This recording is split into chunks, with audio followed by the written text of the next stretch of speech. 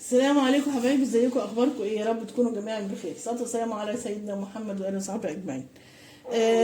النهارده هنعمل ايه؟ انا عندي سمكه تونه.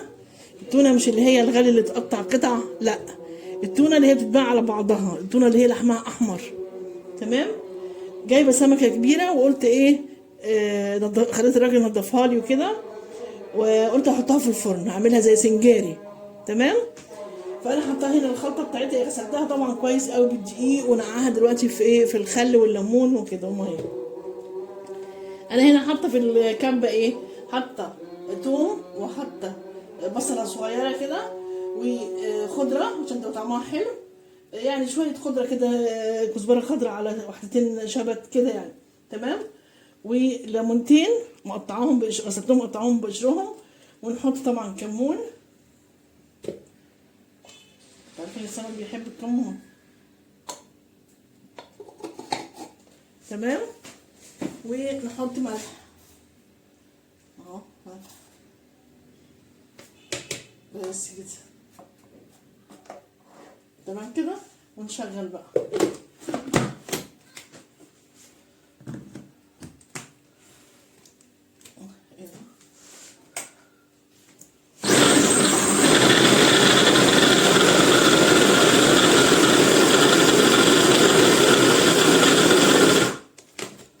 انا ما رضيتش احط فلفل حامي لان ايه،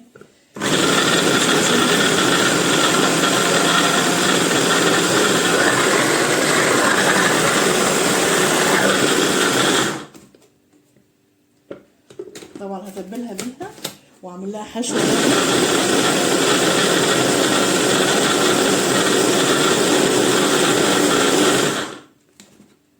طبعا ايه، هنحط الحاجه دي في حاجه بقى، نحط عليها خل وليمون. نحط عليها ايه، خل وليمون. ثواني هرجع لكم تاني عشان اجهز بقى كمان معايا السمكايه والايه والصينيه وكده ونظبطها. تمام. ايوه يا حبايبي، انا جبت السمكه اهي. هنحط بقى هنا في الخلطه دي، نحط عليها ايه، خل. تمام. ونقلب كده اهو. تمام. وايه، ونتبل بقى السمكه كده كلها.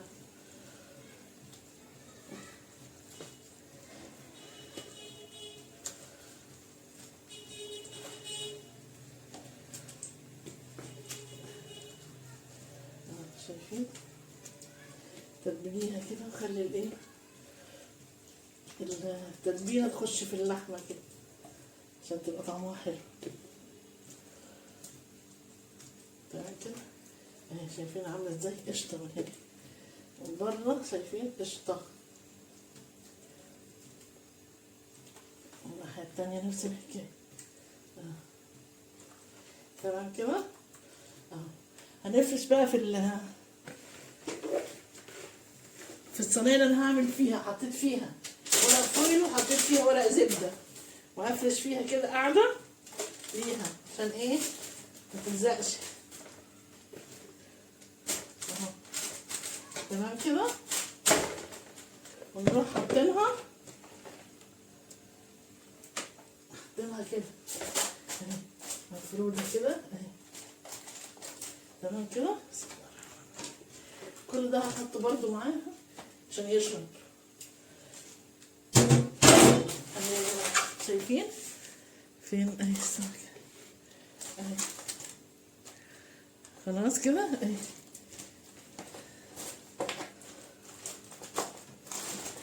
هحط برضو بقية الخلطة دي، هحطها مش هسيبها عشان تشرب منها طول ما هي في الفرن، تشرب منها. وانا مشغلة الفرن عشان ايه، تخش على فرن سخن على طول.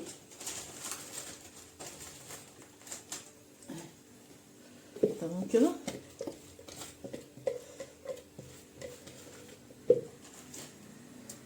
تمام. نشيل بقى ده كده، ونحط بقى بقية الخلطة برضو عشان ايه، تبقى طرية بقى وتشرب. بصل وقوطة وخضرة، اي خضرة عندك بتحب الفلفل الحامي حطي. تمام.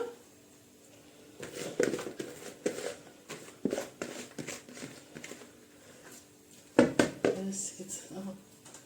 اظن كده بقى ايه 100 100. خلاص. بعد كده هسيبها عبال شويه كده، عبال ما ايه، عشان تشرب شويه من التتبيله قبل ما تخش الفرن. وبعد كده اروح قافله عليها بالفويل. نسيت اوريكم حاجه، ان هي فيها بطارخ. فيها بطارخ يا جماعه. الراجل هو خليها كده يعني. احط لها كده شويه عشان ما تتحرقش ولا تلزقش في الفويل اللي حاطه. ماشي كده 100 100، مش ناقصه حاجه خالص. خلاص. هقفل عليها وبالفويل، وهقفلها بالفويل خالص كلها وادخلها الفرن. لما الاقيها استوت اروح شايله الفويل واديها ايه، اولع الشوايه تاخد وش. تمام اهي.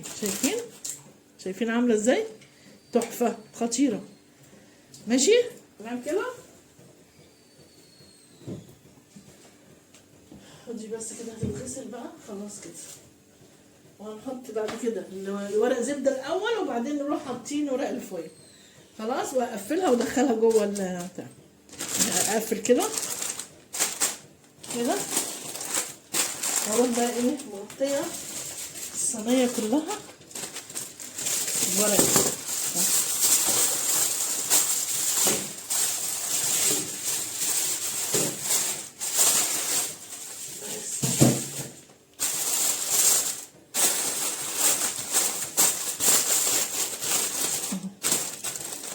تمام كده.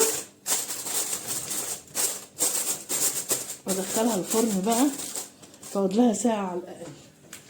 أقل حاجة ساعة، وبعدين تدي شوفها. تمام. أكون شطبت المطبخ بقى وظبطت الدنيا، عملت صلصة الطحينة وناكل. خلاص يلا. أما تستوي تطلع بقى وأوريها لكم.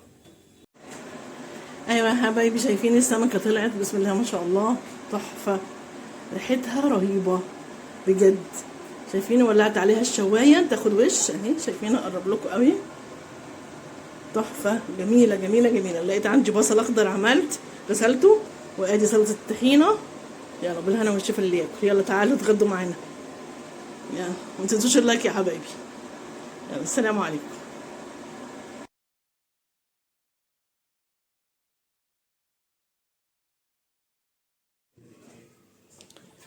السلام عليكم حبايبي، ازيكم اخباركم ايه؟ يا رب تكونوا جميعا بخير. الصلاه والسلام على سيدنا محمد واله وصحبه اجمعين. النهارده هنعمل مع بعض. فاكرين لما قلت لكم انا رحت سوق العبور وجبت سمك، ولما اجي اعمله هوريه لكم. اهو ده سمك اللي هو القرش. ده سمك قرش. تمام. ده يا جماعه بيتسلخ. تمام. الراجل بيسلخولي وبيقطعه جزل كده. ده بيقولك ما فيهوش ولا شوكه، ما فيهوش شوك خالص. حتى السلسله بتاعته مش سلسله قرقوشه. تمام. بعد ما قطعهولي طبعا جيت انا هنا بقى طلعته من الفريزر، رحت منضفاه وغسلته بالدقيق ونقعته في خل. لازم تنقعيه في خل وليمون. تمام. وجبت امبارح اهو، جبت برده قش بياض برده، خليت الراجل قطعهولي وجيت نضفته النهارده. وجبت بولتي كبير خليته قطعهولي جزل برده. تمام. كل ده نضفته النهارده بالدقيق كويس جدا، مرتين 3 بالدقيق كده. وبعد كده رحت نقعاه في خل وليمون وميه.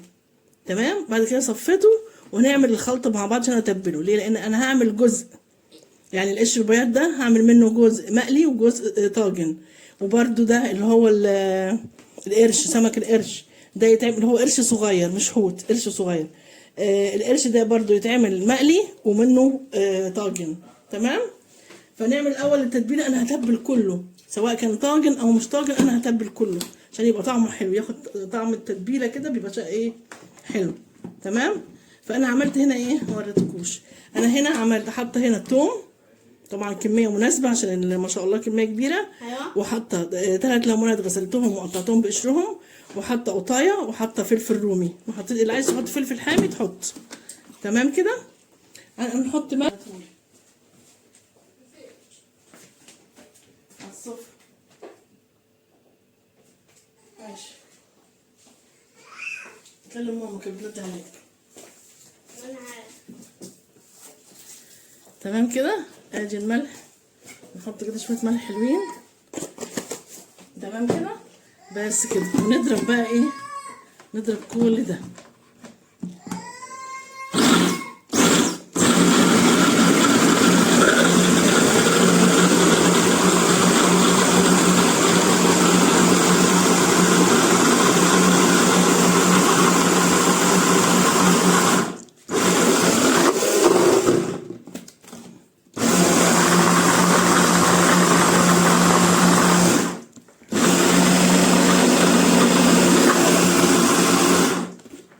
تمام كده، نعمل كمان شوية.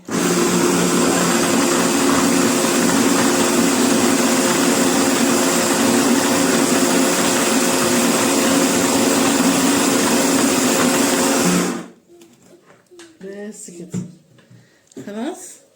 بعد كده بقى ايه، نجيب حاجة احط فيها ونحط خل. اكون بعمل حاجة انا، انت تقعد ساكت. يبقى اطلع بره، مالكش دعوة بيا. ليه طيب؟ تخش المطبخ، تخش المطبخ ليه انت؟ كده لحمة مفرومة دي ولا ايه؟ ونحط عليها ايه بقى، خل. كل ده خل. ليه؟ تمام، عشان ايه، نتبل السمك كله بقى، لازم نتبله كله كده ونخليه ايه، مية مية. تمام كده. بسم الله الرحمن الرحيم. نبدأ بقى ايه، نشيل بس دي الأول كده شوية. ايوه لو عوزتها تاني معاك. ماشي. طب يلا.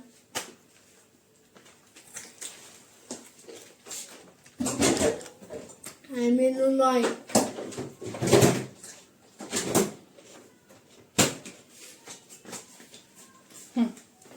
نجيب بقى ايه، ده السمك اللي هو ايه، قشر بياض، سمك قشر بياض. هعمله نتبله.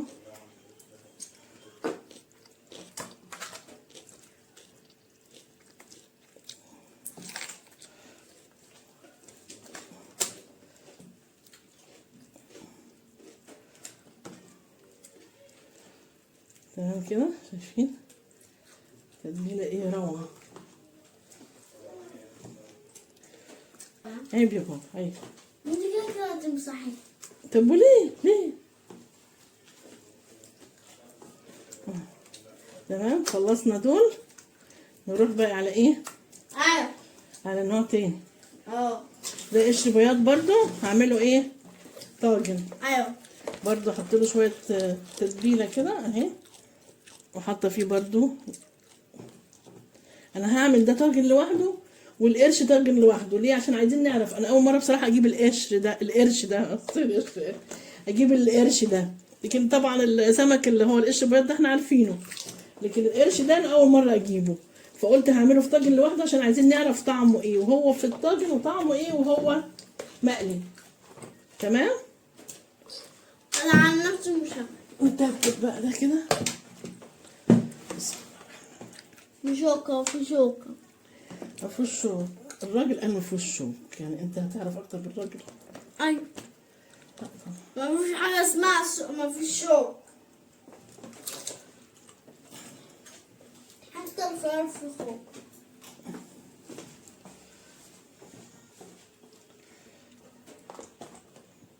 لو الخلطة ما كفتش هعمل شوية تانيين. عندي توم تاني حطها في الفريزر.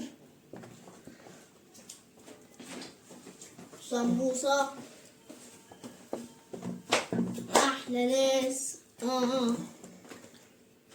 ايه ده بس يا بابا، بس يا ايه بابا. ايه لا مش عارفة. شايفة كده، هعمل بقى شوية تانيين للبولتش، لأن البولتش لسه ما اتبلش. طب ليه البولتش طيب؟ جزر بصراحة قشطة. شايفين السمك قشطة ازاي؟ قشطة. ده السمك القرش، ده السمك. لحمه أبيض وتحفة. طب ليه طيب؟ سمك القرش فيه شوك بس بيوجعنا لما يعضنا. ممكن اعمل شويه كمان واحط لهم هنا شويه كده. جدعان ما تعملوش نفس الطريقه دي. ما تجيبوا السمك بلطي، جيبوا سمك قرش وحط فيه زيت وملح تبقى حلو جدا. خلي كده عشان ايه التتبيله تبقى فيه احسن كده، تقعد فيه. ايوه تقعد فيها يا جدعان. بس كده. فاضل بقى ايه، هعمل شويه تانيين للبولتي. لا ما فيش. 5 كيلو توم نحطها على البصل بقى ولا شوفوا تعملوا ايه ده شويه. ولو عايزين شطة زيادة حطوا بس مش كمية كتير عشان ما تاكلوش البقاصير. روح هات لي قطايه، روح هات لي قطايه. مفيش قوطة خلص. في قوطه يا رب.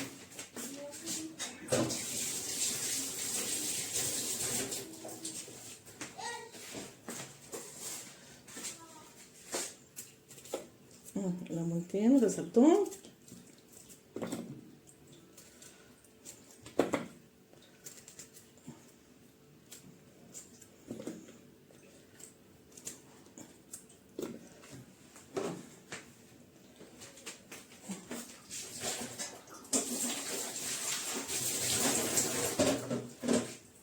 فين القوطة يا يوسف؟ جبت لي قوطة يا يوسف كده؟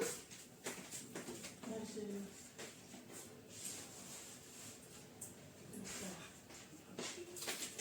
اغسلها بس.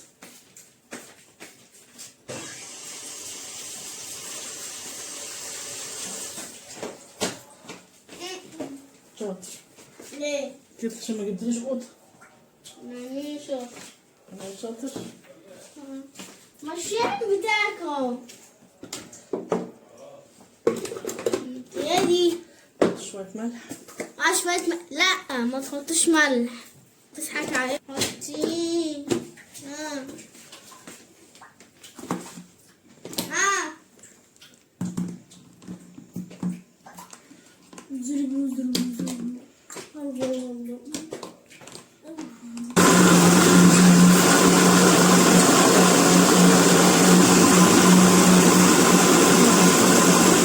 شفت بقى انت لخمتني، خلتني ما حطيتش كمون. يلا اطلع بره بقى، اطلع بره بجد بجد والله. يلا اطلع بره. انا نسيت، مش ممكن العيال دول.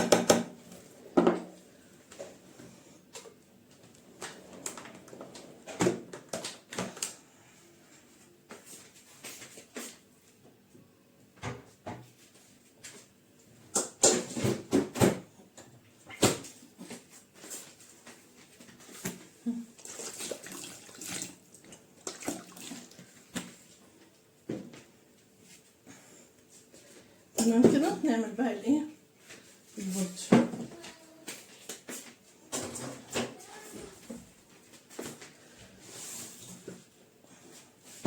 اصفيه يعني حاجات بسيطة خالص.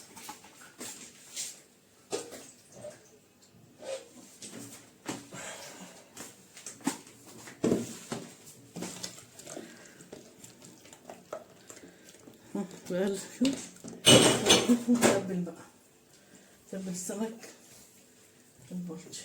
تمام. شايفين السمك زي القشطة. ده قلي طبعا، بس البولتي نقليه بقى بس.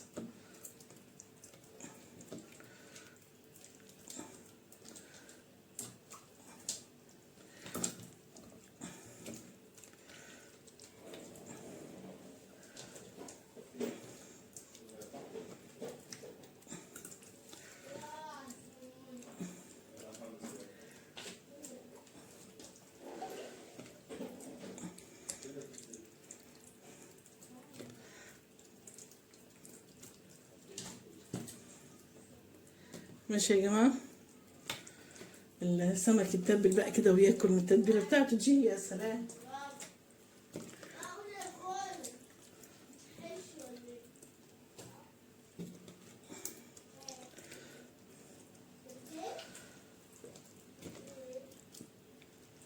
يبقى انا هعمل جزء مقلي وجزء ايه هعمله طواجن. ماشي ان شاء الله هتشوفوا دلوقتي انا بعمل الطواجن ازاي، تطلع طعمها تحفه. تمام كده، ادي دي كده. دول بقى هقلبه كده تمام، احط فيه كده برضه واقلبه كده عشان الكمون، وهحط لسه كمون في الطاجن بس برضه عشان ايه اللي انا هقليه ده يبقى جه عليه كمون. تمام كده اهو. يبقى ده وده كده تمام. ده برضه هقلبه كده شويه عشان الكمون.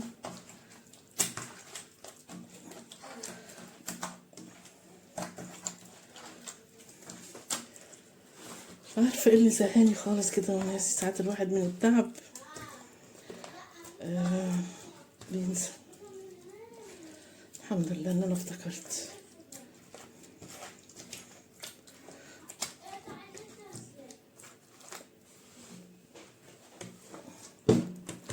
وده اللي ايه هيتحط طاجن برضه.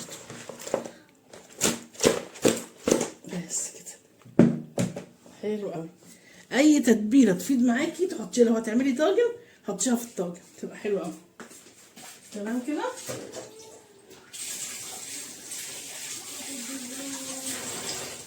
هغسل بقى الحاجه، هغسل الحاجه واظبط الدنيا وارجع لكم تاني. ايوه يا حبايبي انا هعمل الطاجن في ايه. جبت عندي انا طاجن فويل اللي هو بتاع سمك القرش. سمك القرش انا هعمل في طاجن فويل. فرشت بصل وقوطه وقطعتها ترانشات برضو، وحطيت كام فص توم وحطيت البتاع. هحط برضو على الوش برضو شويه بصل كده مش كتير، وفي جزر بشره انا جزر برضو. تمام اهو. وادي بصله والقوطه برضو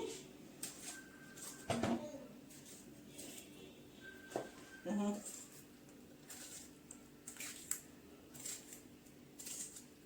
وبعد كده ايه اغطيها بالفويل واحطها في الفرن. ماشي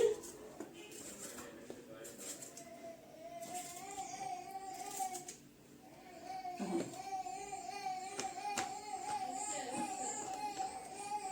تمام كده يا جماعه. كل ده طبعا بس كده. واروح بقى ايه ممكن اديها رشه ملح خفيفه خالص كده على الوش اهو. بس كده. ورشه كمون. رشيد كمون. رشيد كمون. بس يا بنتي لو سمحت انت اصلا مش بتصور. نصور. رشه كمون كده برضه خفيفه. اتكلمت عن فوت. وبعدين في كمان حاجه تانية. ايوه.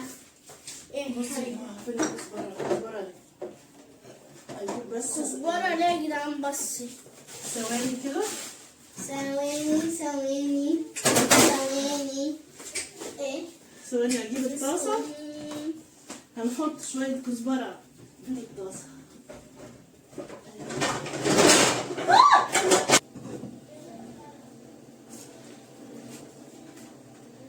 تمام كده. هحط شويه كزبره احمصهم واحطهم على الوش، بيبقوا حلوين قوي في صينيه السمك يا جماعه. تمام.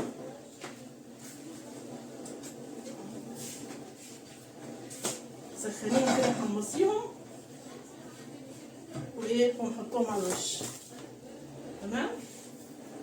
بيبقوا حلوين جدا جدا في الطاجن، بيبقوا حلوين قوي بصراحه.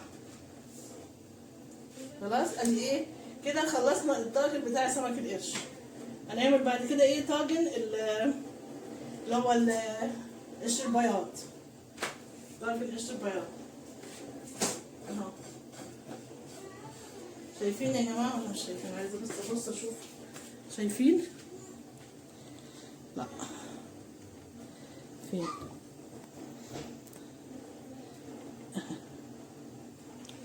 ايه على الوش كده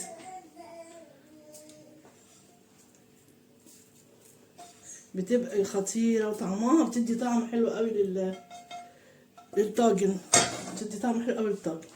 خلاص بعد كده نجيب ورق الفويل. هتحسبوك اللي انت جبت اكل من بره. ورق الفويل وايه، هقفل كده واحطه في الفرن بقى. تمام.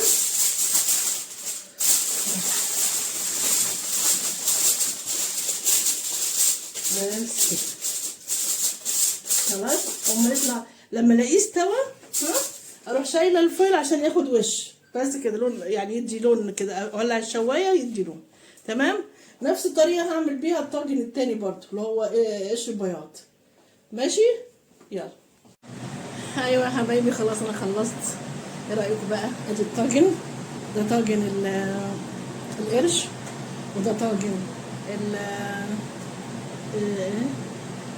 قشر البياض. معلش انا اتلخبطت. قشر البياض ماشي. وادي السمك البلطي قليته، والسمك قشر البياض والقرش قليتهم وحطيتهم في طبق مع بعض. طبعا هم قعدوا يتسلوا طول ما انا بقلي وهم مش قادرين يستحملوا بياخدوا ويتسلوا. وادي سلطه خضراء وسلطه طحينه والرز عملته. تمام كده. يلا بالهنا والشفا لياكم. تعالوا اتغدوا معانا بقى، تعالوا اتغدوا معانا يا جماعه. ماشي. متنسوش اللايك يا حبايبي. يلا سلام عليكم.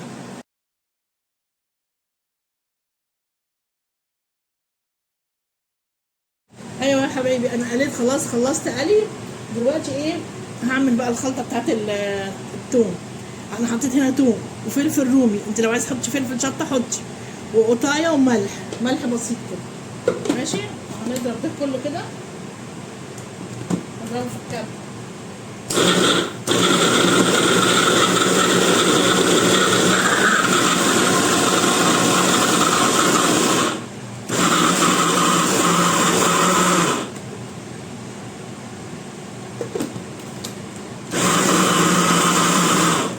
ماشي كده حلو قوي.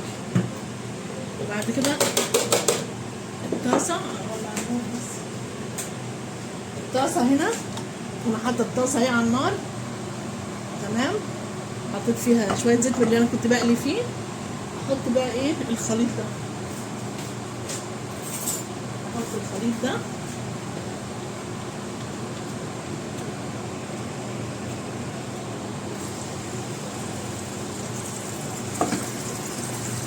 اعلي كده بقى.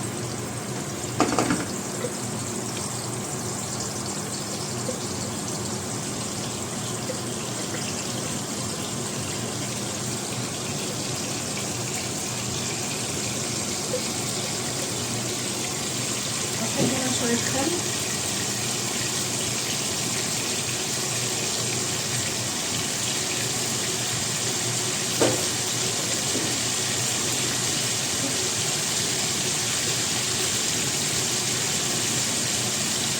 هنقلب طبعا.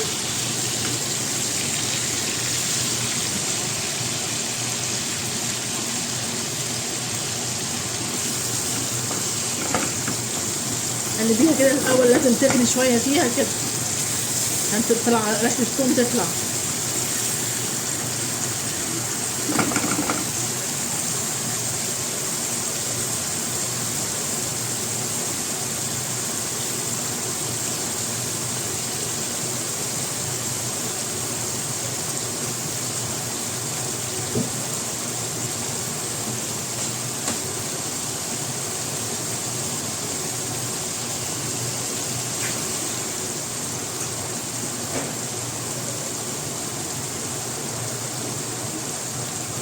وممكن نحط ايه يعني كمون كده واديها طعم حلو. سلام على الريحه يا سلام.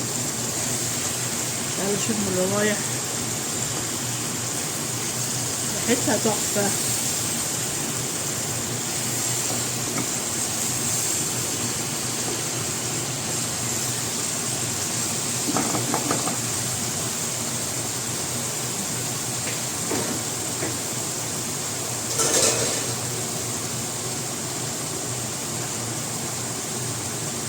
طبعا نحط السلطه.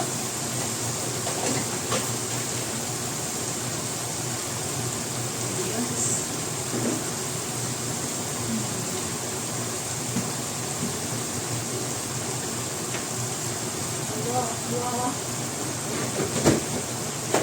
نفسي تكونوا هنا تشموا الريحة يا جماعة. كان نفسي تكونوا معايا تشموا ريحة الثوم والخل رهيبة. لسه ما حطيتش خل فوق.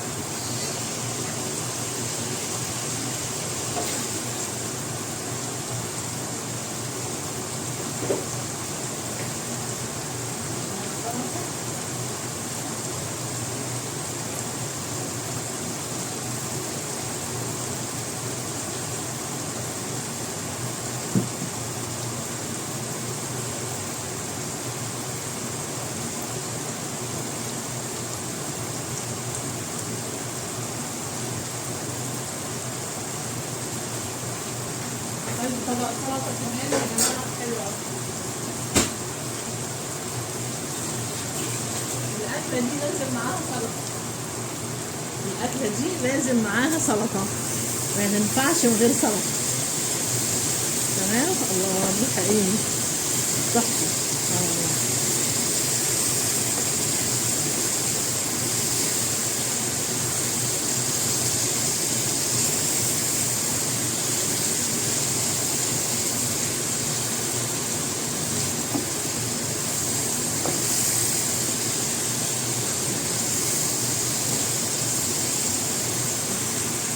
حط عليها بقى ايه خل.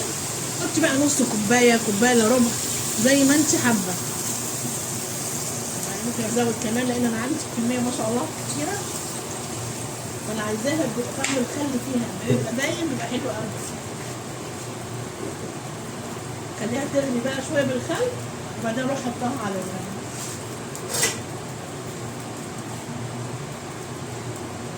كده. طبعا السلطه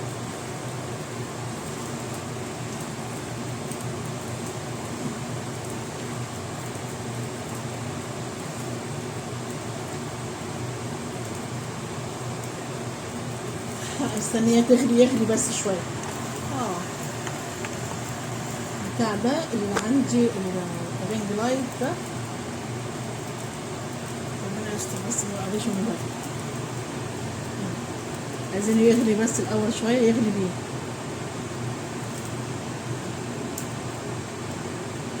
هي قطايه واحده بس يا جماعه حطيتها في الكبه وانا بضرب الثوم والفلفل والملح وكده. تمام؟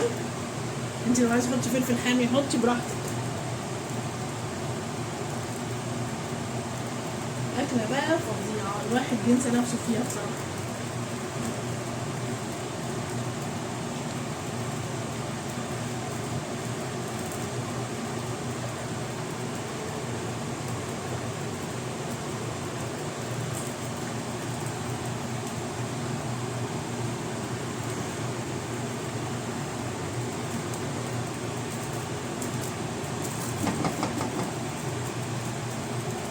ماشي كده.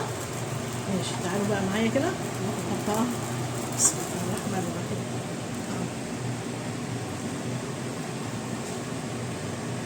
لازم ايه نسقسق كده على كل حاجة، نسقي كل حاجة كده بالايه، بالخل والثوم. طريقة في يعني شوية ثوم ماشي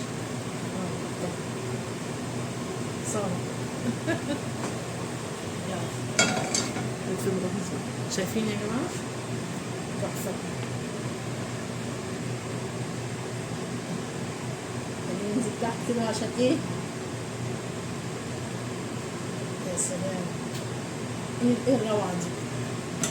ايه الروعة دي؟ شايفين الطاجن؟ مش ممكن، مش ممكن بجد.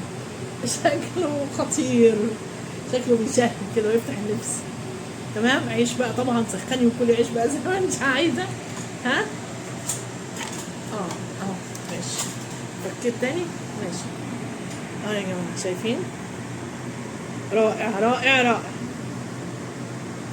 سخني عيش بقى وكلي زي ما انت عايزه.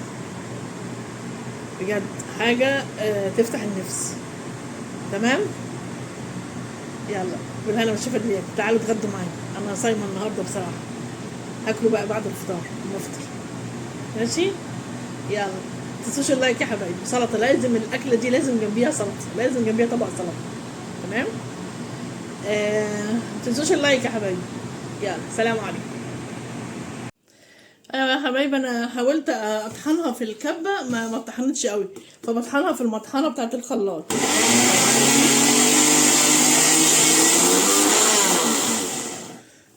مطحنه الخلاط هي اللي بتطحنها اهي، لان في المطحنه التانية الكبه ما طحنتهاش قوي.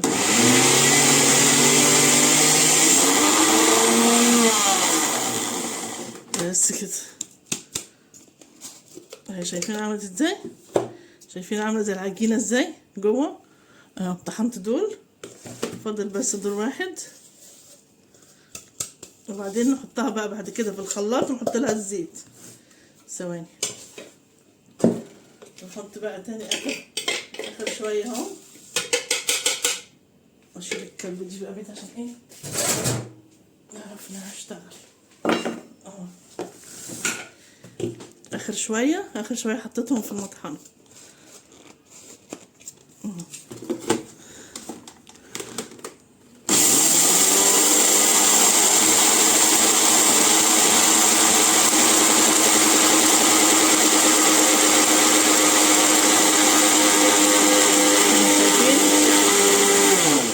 شايفين اول ما بتتقل ايه تطحن خالص، تلاقيها تقلت كده في المطحنه.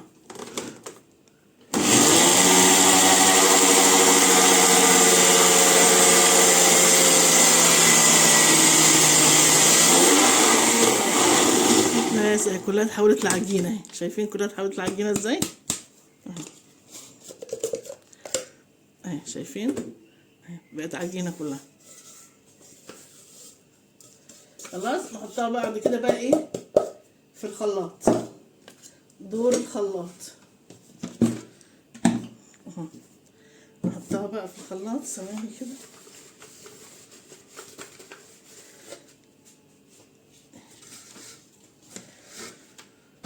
هنحط الاول الزيت.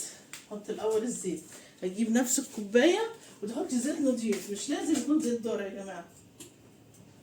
ثواني بس افتح، مش لازم زيت ذرة، المهم ان الزيت يكون نضيف ملوش ريحه. هنحط الزيت الاول، هنحط ادي يعني، طبعا مش هقدر اعملهم على مره واحده، هعملهم على مرتين، فاحط ايه نص الكوبايه، ولو عايزه زيت تاني نحط، لو لقيناها تقيله وعايزه زيت تاني نحط، واحط برضو كميه بسيطه من تمام، ونحط عليها ملح حاجه بسيطه قوي. ليه بقى؟ اولا نديها طعم، ثانيا بيحفظها، بس ما نكترش، عشان لو استخدمناها مثلا نعمل بيها اي حاجه حلوه، يعني مثلا حطيناها على العسل كده يعني. بس شايفين حاجه بسيطه اهي، يعني حاجه بسيطه كده على طرف المعلقه. خلاص نحط بقى الخلاط، نغطي. بسم الله الرحمن الرحيم.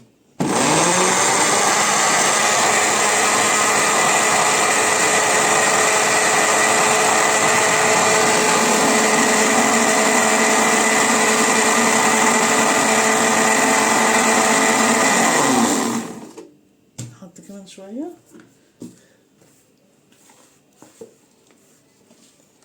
هتعوز دقيق اكتر، قصدي هتعوز زيت اكتر عشان انا حاطه دقيق. اللي بيحط دقيق بتحتاج تقريبا كوبايه ونص، كوبايتين كده يعني.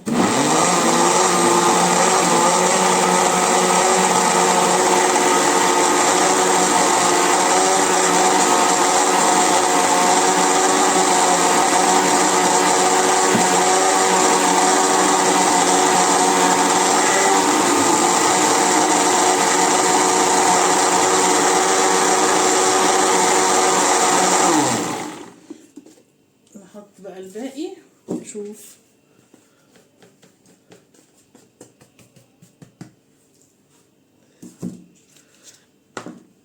هتحتاج طبعا زيت، يبقى احنا كده حطينا تقريبا كوبايه ونص زيت.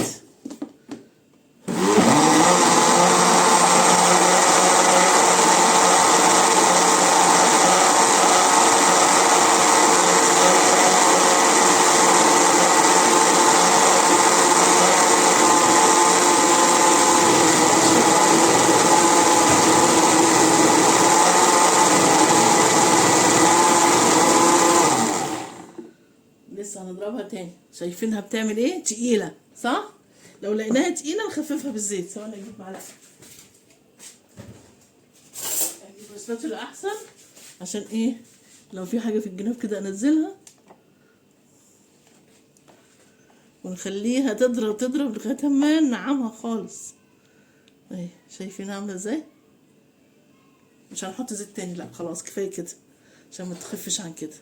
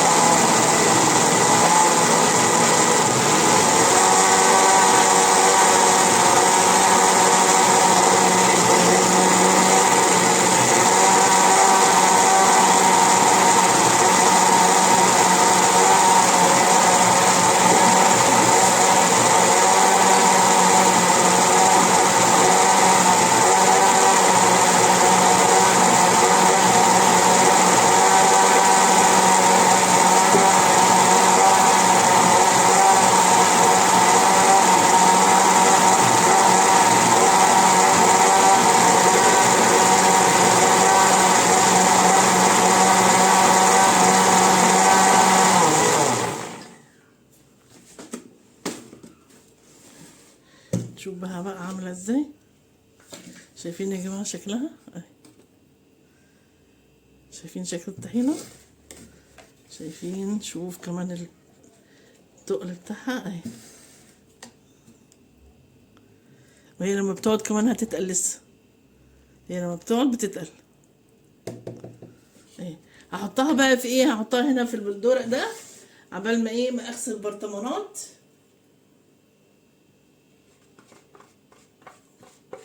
عبال ما اغسل برطمانات وانشفها كويس قوي، اجهز عندي برطمانات. لان بصراحه كده طلعت في دماغي اقوم اعملها، ما كنتش مجهزه نفسي يعني. لقيت عندي السمسم وعندي السوداني، قلت ايه اقوم اعملها.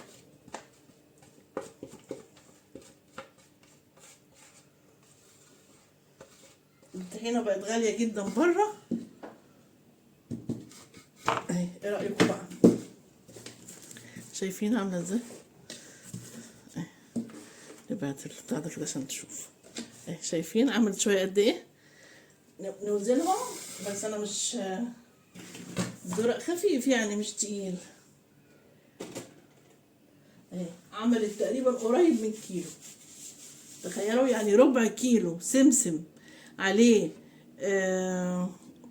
5 معالق سوداني، عليهم كوبايه ونص زيت، عملوا كيلو الا حاجه بسيطه، كيلو الا حاجه بسيطه يعني. خلاص قربت يبقى كيلو. تخيلوا اهو. شايفين؟ تحفه تحفه وموفره وجميله جدا. تحطيها بقى في البرطمان تمام، وحطيها في التلاجة تبقى معاكي زي الفل. تعملي سلطه طحينه، تعملي بابا غنوج حطي عليها، اي حاجه مثلا تحطي طحينه على العسل وتاكلي، يعني تصرفي في حاجات كتير. تمام؟ يلا ابقوا اعملوها بقى يا جماعه. حلوه اهي، جميله وموفره، مش سهل يعني، مش مكلفه قوي، ومش مش صعبه عمايلها، مش صعبه.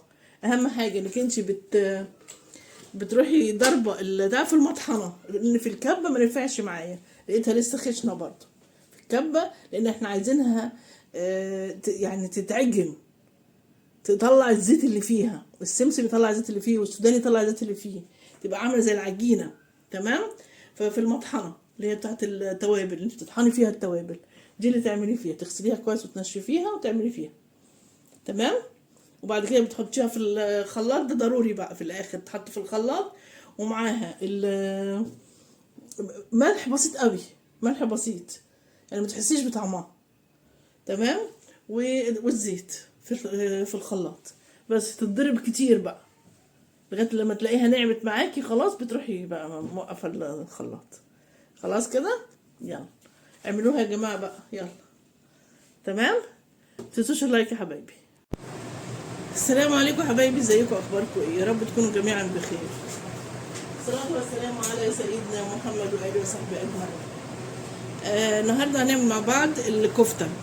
أنا جايبة كيس كده أول مرة أجيب بصراحة، خلطة كفتة الحاتي من ماجي، فقلت أجربه.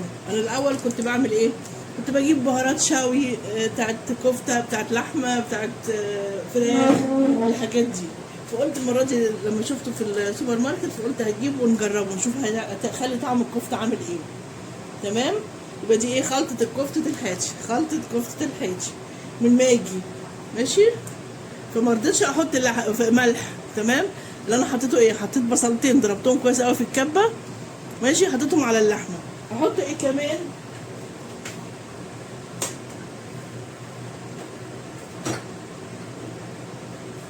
احط فلفل اسود،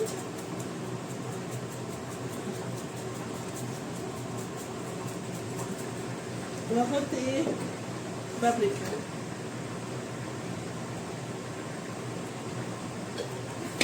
تمام كده. مش هحط اكتر من كده. ماشي. احط كمان حبهان ورق لورا مطحونين برضو خلوا طعمها حلو. بس بحط بقى ايه؟ الباكو. بس انا خايفه احط ملح. ليه؟ لان دايما انتوا عارفين ماجي حاجتها بتبقى حادقه، فعشان ما تبقاش تخلي الكفته حادقه. الباكو ده بيتحط على نص كيلو لحمه مفرومه، ده نص كيلو لحمه مفرومه. تمام. حطيت عليه بصلتين. بس بعد كده بقى نقلب بقى.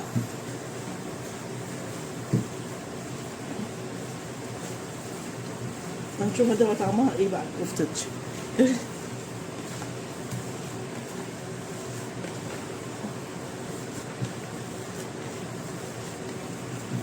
انا هحاول اشوي كده كام واحده واعمل بالصينيه برضو، في الصينيه كام واحده عشان اشوف انهي اللي طعمها احلى.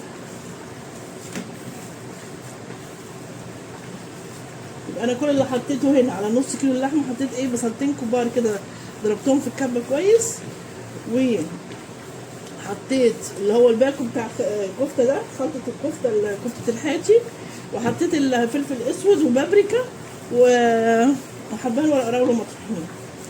بس كده.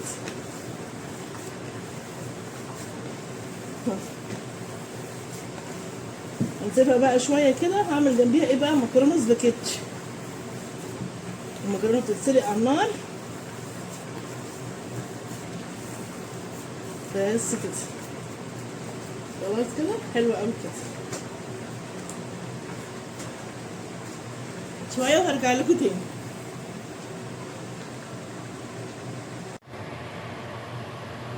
اللي اعمل فيها المكرونه حطيت فيها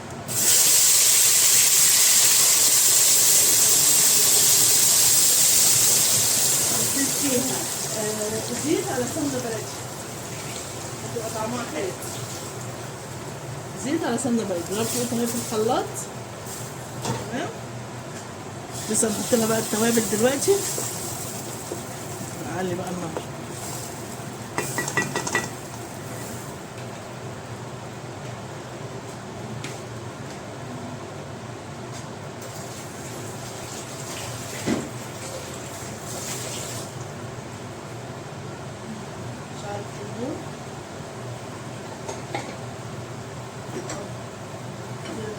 بابريكا.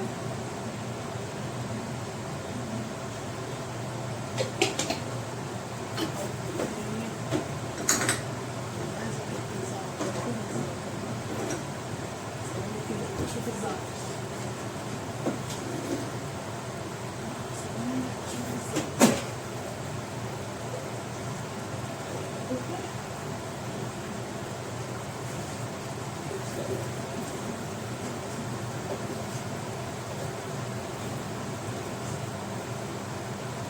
انا عندي سكين، ما عنديش لسه محمش.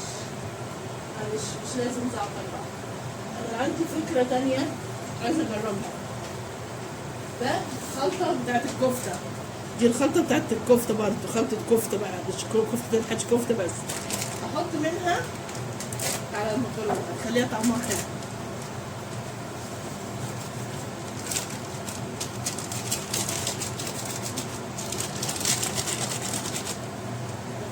طعمها حلو يا جماعه. ونقلب كل ده مع بعض كده. ببقى ادوق الملح شويه بس كده ما تغلي، علشان طبعا الكيس ده بيبقى فيه ملح. عشان ايه؟ نحط الملح. لازم نحط الصلصه برضه، المكرونه بتحتاج صلصه. كفته جامده اهي وزي الفل. حلوه قوي.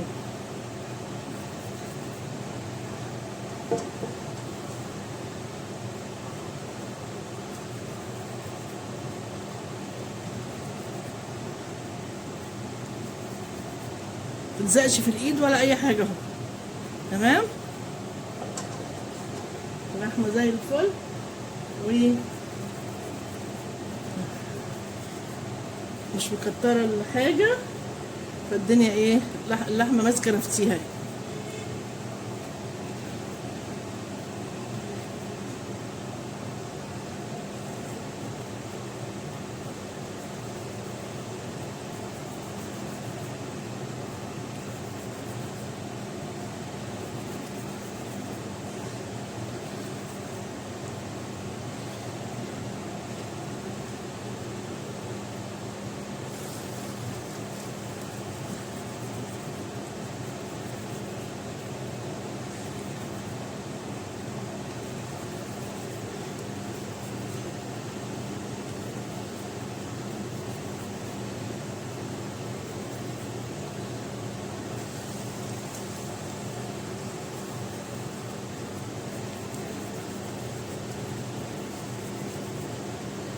انا بكبرها عشان ايه؟ تبقى حلوه، تبقى عامله زي كفته الحاتي فعلا.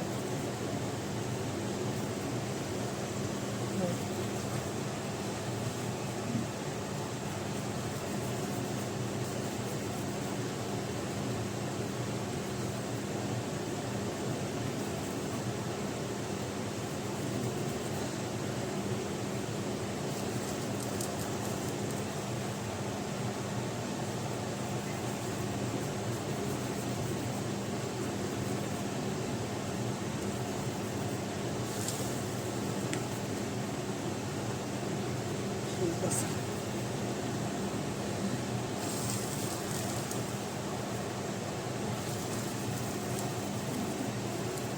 نحطها بقى في الفرن احسن، هي تجيب الدهون بتاعتها تستوي فيها احسن. ماشي كده. خلاص هحطها في الفرن، ولما تطلع من الفرن اوريها لكم. وهنا خلاص اهي المكرونه. انا عايزه اطفي عليها دلوقتي، مش هحطها دلوقتي عشان هي تبقى سخنه على الاكل على طول. يعني هي كده غليت خلاص وهي اتسبكت اهي بقت حلوه. هطفي عليها بقى، ولما اجي احط المكرونه هشغلها تاني، اسخنها تاني واحط المكرونه عشان تبقى سخنه قبل ما الكفته تستوي بس. تمام. هرجع لكم تاني يا حبايبي بعد ما تستوي الكفته. ايوه يا حبايبي خلاص خلصت المكرونه والكفته. تمام كده. الكفته على فكره الخلطه اللي انا حطيتها دي ممكن تحطي معاها ملح خفيف، ملح بسيط قوي، لان ما حطيتش ملح خالص فهي محتاجه ملح بسيطه قوي، يعني ربع معلقه كده كمان تحطيها مع على نص كيلو اللحمه المفرومه، خلي بالكم. تمام. يلا بالهنا والشفا ليك. تعالوا اتغدوا معانا بقى. يلا ما تنسوش اللايك يا حبايبي، اللايك. السلام عليكم.